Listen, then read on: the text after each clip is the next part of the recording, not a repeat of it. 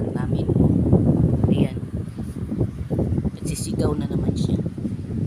Hindi ko to palabasin ngayon kay mangangaway.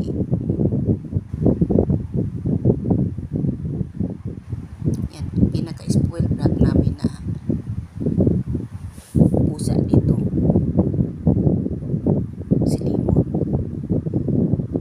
Yung iba niya mga kasama, yung iba kong mga alaga dito, hindi man nag-aano na lalabas, hindi, kahit kailan hindi pa yan sila nakalabas, hindi pa nakaapak ng lupa yung iba dyan.